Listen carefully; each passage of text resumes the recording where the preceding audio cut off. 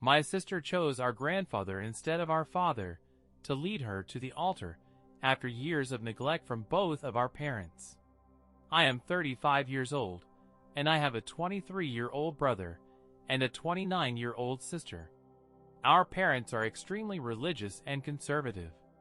When we were growing up, they took great care of us, hoping for a son, and were excessively disappointed when my sister and I were born. I was their first child, and when they learned that we were expecting a girl, they even considered not keeping me.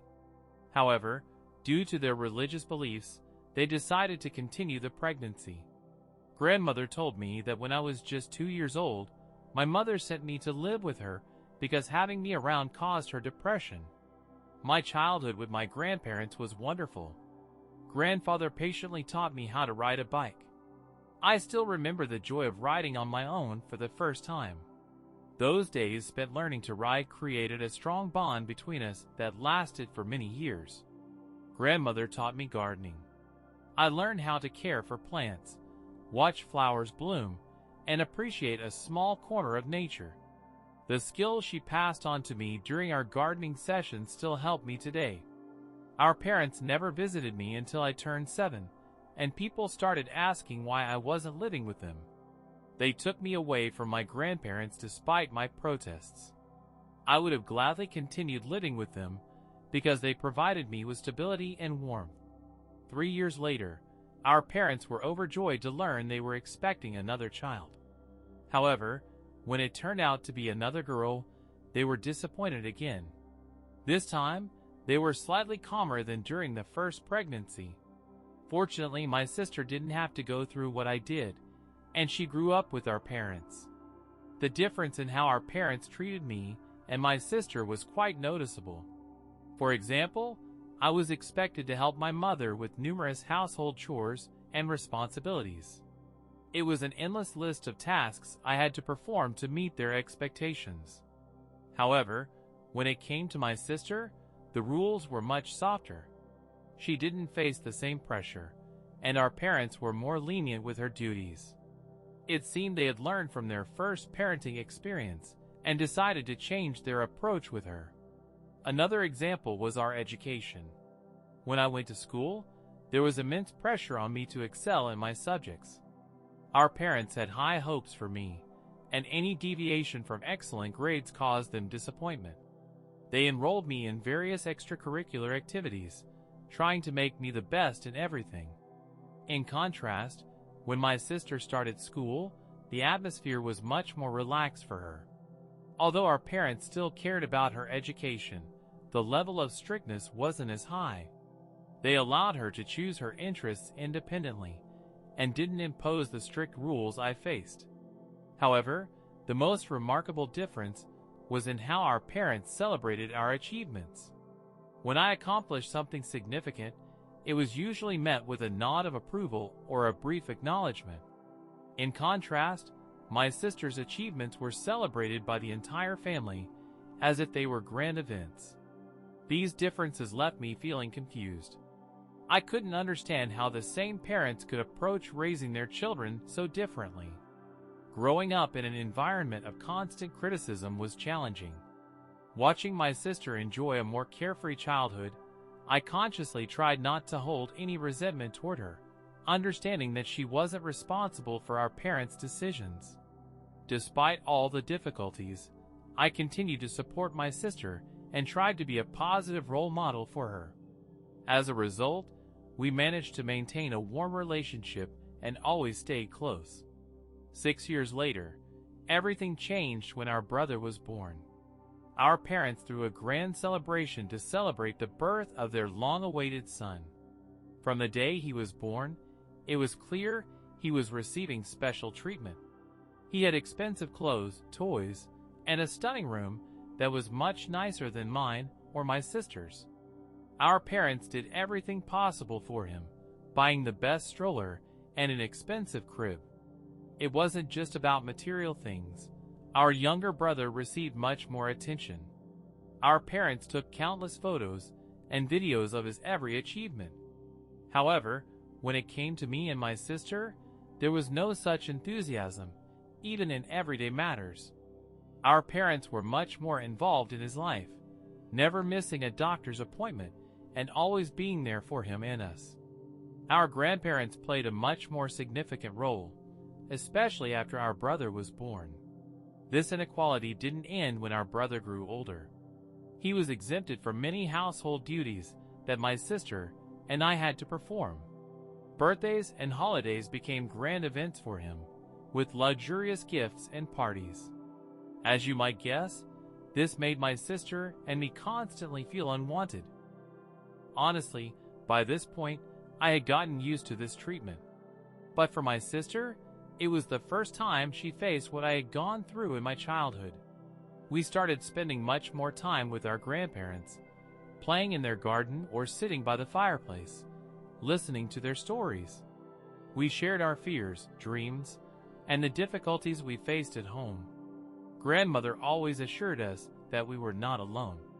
When I was a teenager, our parents labeled me a rebel because my views differed from theirs. When I tried to explain my perspective, my mother would often start crying and say that I was causing her stress. If I expressed sadness or anger, she would begin yelling at me, saying she couldn't be around me in that state, and then ignore me for several hours. As my sister grew older, she began to assert her individuality, but faced mental health challenges. For many years, our mother refused to send her for treatment, believing she didn't need it. However, when my sister had panic attacks or anxiety episodes, our mother would tell her that she was causing inconvenience. One night, the situation at home became particularly difficult. Our parents kept repeating how disappointed they were in my sister and me, and that we shouldn't have been born. It felt like we were drowning in their harsh words, and couldn't take it anymore. Feeling lost and hurt, my sister and I decided to leave home. We packed our things and went straight to our grandparents' house. Upon learning where we were, our parents went to them and demanded that we return home. Grandmother reprimanded them for treating us that way, and our father responded that he provided us with food and shelter, and that we needed nothing more. Hearing this, grandfather, who was usually calm and composed, got genuinely angry for the first time in his life and raised his voice. He told my father that he should be ashamed of how he treated his children and threatened to call Child Protective Services if our father did anything to harm us again. This truly scared our parents because our brother was still young, and they feared losing him. Grandfather continued to defend us, insisting that we deserved better parents. I clearly remember him telling my mother that she was his daughter, but he never treated her the way she treated us. My mother's face turned red with shame. This argument with our grandparents was a turning point because, for the first time, someone stood up for us, and it changed a lot. After that night, the situation at home changed slightly. Our parents, especially our father, were clearly frightened by grandfather's threats and began to behave a bit more calmly.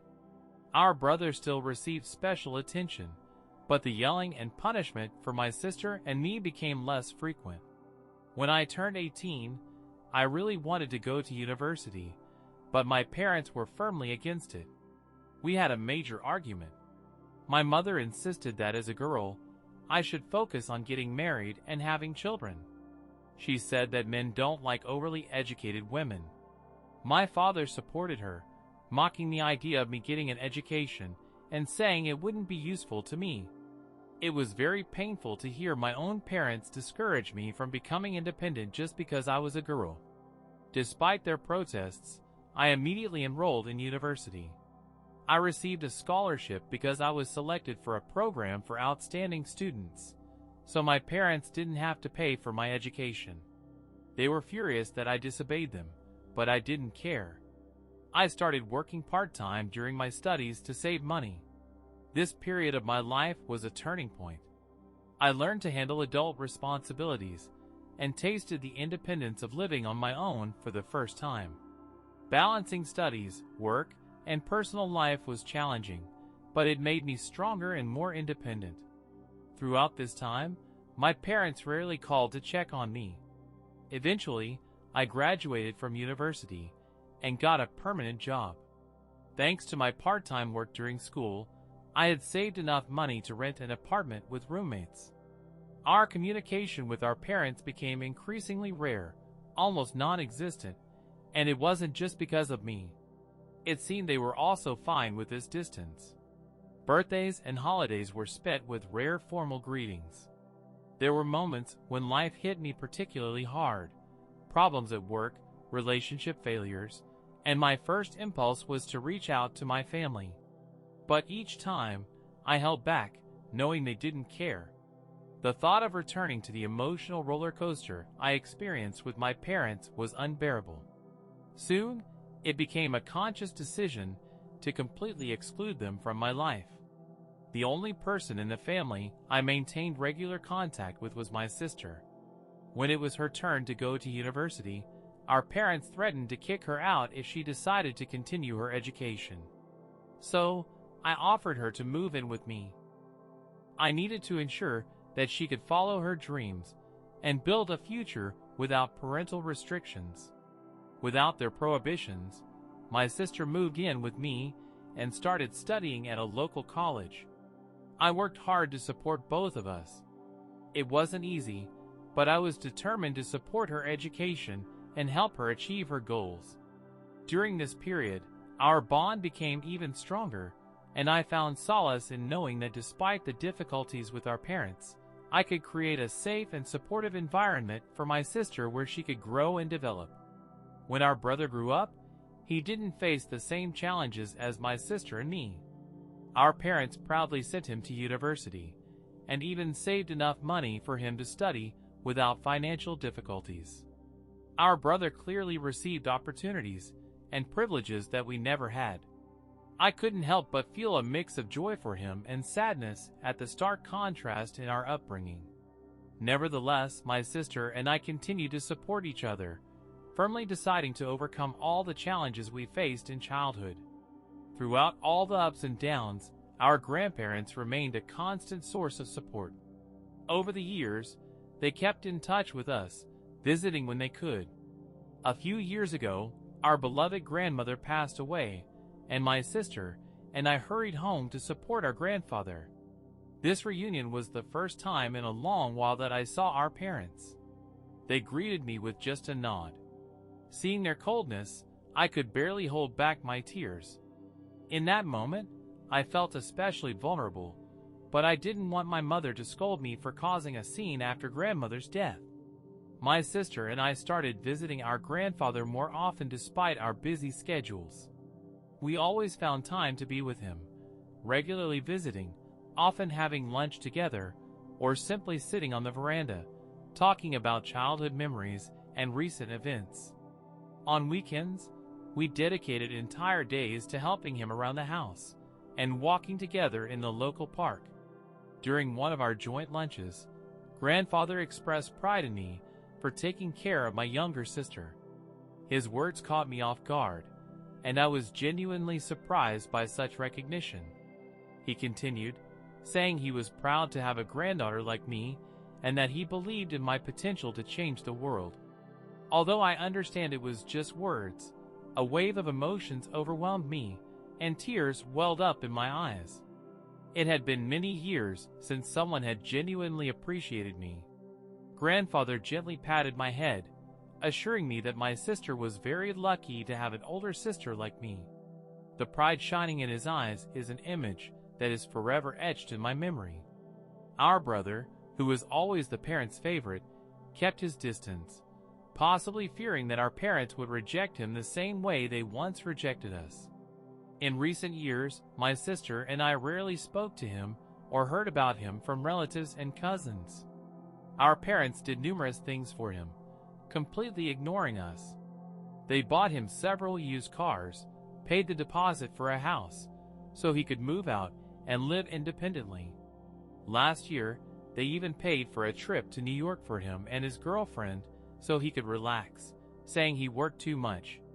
Recently, my sister, who has been dating her boyfriend Robert for 29 years since college, got engaged. The news filled me with immense joy, and I was happy for her. They are a wonderful couple, and their love is evident in every glance and smile they exchange. The proposal was truly magical, and my sister was overjoyed, proudly displaying the beautiful ring on her finger. Anyone who wanted to share in her joyful moment saw her post engagement photos on social media. As a result, relatives learned about it and started calling with congratulations. Eventually, the news reached our parents, and our phones were flooded with calls and messages. It was surprising because up to that point, they hadn't shown much interest in our lives. We wondered why they suddenly decided to become a part of our happiness after keeping a distance for so long. These messages left us with mixed feelings of shock, confusion, and perhaps a bit of irritation. Why now? Why did they decide to interfere at a moment when we were happy, caught off guard by such a sudden influx of attention? My sister and I exchanged puzzled looks. When my sister finally answered our mother's call, she enthusiastically talked about how happy she was for her. My sister politely thanked her and then calmly stated that she had already decided who would lead her to the altar. Our father, likely sitting next to our mother, intervened in the conversation. He insisted that they deserved the right to meet the person our daughter was going to marry. Their insistence had an effect, and my sister eventually agreed. My sister didn't want to meet our parents alone, so she told them she would bring me along. To our surprise, our parents agreed. It was a bit unexpected, but we decided to go along. On the appointed day, we nervously went to our parents' house. The atmosphere was tense from the start. Our parents greeted us with forced smiles, trying to pretend everything was fine. My mother smiled at Robert, and we sat down at the table. It was awkward to see our parents after so many years, especially watching them try to act like a happy family in front of Robert. Although I'm sure Robert knew the whole story, since he had been dating my sister since college and had been with her for so long, feeling awkward, he tried to lighten the mood by talking about himself, his job, and his hobbies. The conversation soon shifted to my sister and Robert's upcoming wedding. This is where the most interesting part began. Our parents subtly hinted at how wonderful it would be if our father led my sister to the altar, and our mother played an important role in the ceremony. My sister and I exchanged puzzled looks. Our father continued, saying that it was important to demonstrate family unity in front of relatives. To avoid awkward questions, our mother nodded, adding that they didn't want Robert's family to think that my sister didn't have parents, so they needed to be present at the wedding in important roles. Hearing their words, my sister and I exchanged glances. It became clear why they invited us. They feared that my sister wouldn't invite them to the wedding, and didn't want Robert's family to ask uncomfortable questions that could damage their reputation. I shook my head in confusion, realizing their true motive. My sister politely thanked them for the offer, but calmly stated that she had already decided who would lead her to the altar. Our father curiously asked who she had chosen for such an important role in the wedding. My sister confidently smiled and said, "Grandfather will lead me to the altar." Our parents looked stunned, trying to hide their surprise. Their facial expressions quickly shifted from anticipation to anger. They struggled to comprehend that their daughter had chosen grandfather over them for such a significant role. The conversation continued roughly like this. "Mother, but dear, traditionally, the father leads the daughter to the altar. You can't break tradition." Sister, "You know, Mom, I don't care about traditions. I want grandfather to be a part of this special moment. He was always there for us. Now that both of you have forgotten that you have daughters, you can only attend the wedding as guests, like any other relatives. Father, you can't just push us aside. We are your parents." Hearing this, I couldn't hold back my laughter and burst out laughing loudly. Everyone was clearly stunned by my reaction. I looked my father straight in the eyes and said that he and my mother had long forgotten that they were our parents and had treated us like trash all these years. Therefore, they had no right to demand that my sister listen to them. The truth hit hard, and our parents were enraged and embarrassed. My sister firmly stood her ground, saying that they couldn't suddenly assert their parental rights after ignoring us for so many years. I supported her, adding that their actions had consequences and that they couldn't rewrite the past. My sister clearly explained that our parents' roles at the wedding would be limited to that of regular guests. They could be present, but their participation would be minimal. The meeting ended on a bitter and tense note, but my sister didn't back down from her decision. As we left, I felt a mix of admiration for my sister's courage and disappointment that our parents still hadn't understood the consequences of their actions. Since that meeting, we have been receiving calls and messages from our parents and other relatives, accusing us of selfishness and cruelty for not allowing our father to lead my sister to the altar. A few hours have passed since the story was published, and the support we've received is simply incredible. Everyone who asked about our grandfather, my sister has already informed him about the engagement, and he congratulated her. However, he doesn't yet know that my sister wants to ask him to lead her to the altar. We want to tell him this news personally to see his reaction, so we plan to visit him this weekend. As for our parents, they continue to bombard us with angry messages. Our father even found a way to message Robert on Facebook.